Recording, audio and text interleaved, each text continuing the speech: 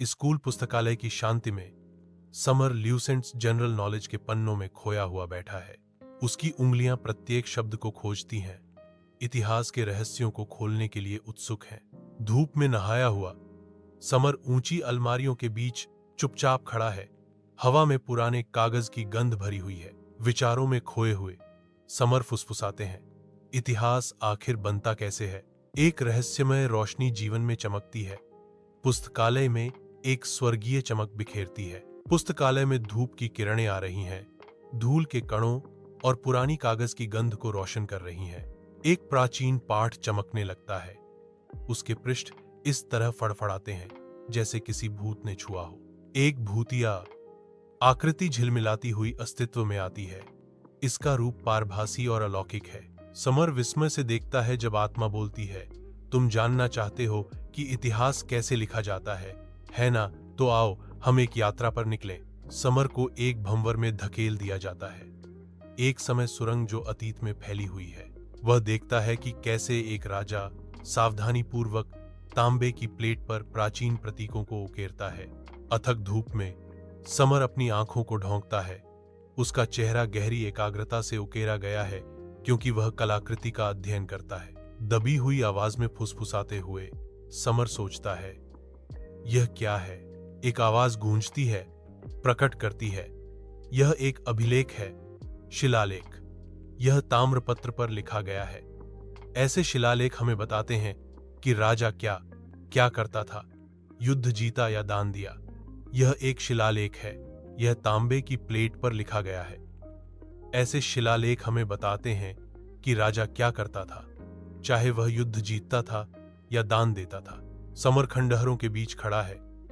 उसकी आंखें अशोक के शिलालेखों पर टिकी हैं। प्राचीन स्थल में एक आवाज गूंजती है, इन्हें पुरातात्विक स्रोत कहा जाता है। समर महल के पुस्तकालय में प्रवेश करता है। एक पंडित ताड़ के पत्तों पर लिख रहा है। चिलचिलाती धूप में समर आंखें सिकोड़कर आत्मा को ध्यान से ताड़ के पत्ते पर लिखते हुए देखता है।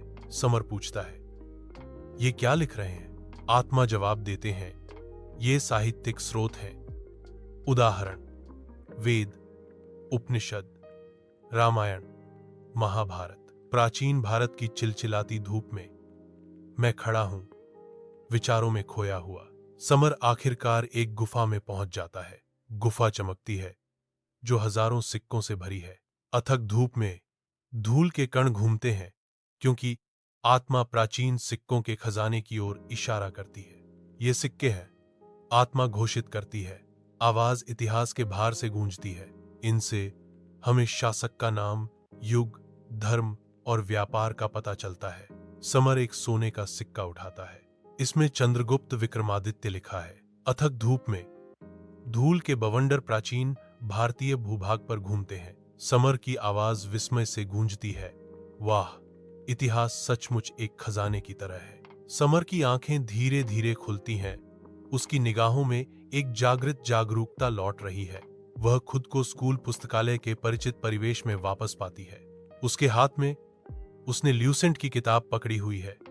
उसके दिल में इतिहास के लिए एक नया उत्साह खिल रहा है। अंतरिक्ष चुपचाप बैठा है, अपनी किताब में तल्लीन। वह जोर से पढ़ता है।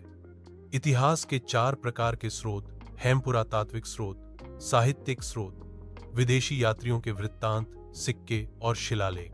समर धीरे से मुस्कुराता है क्योंकि धूप हवा में नाचते धूल के कणों को रोशन करती है। समर एक गहरा अंतर्दृष्टि साझा करते हैं।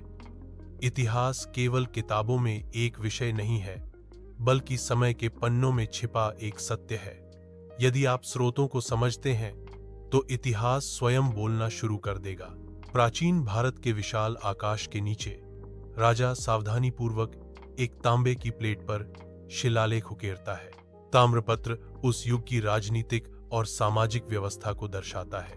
प्राचीन भारत में पंडित वेदों और उपनिषदों को ताड़ के पत्तों पर सावधानीपूर्वक उकेरते हैं, जो उस युग के गहन ज्ञान और दर्शन को मूर्त रूप देते हैं। फाहियान और ह्वेनसांग भारत की प्राचीन भूमि को पार करते हैं।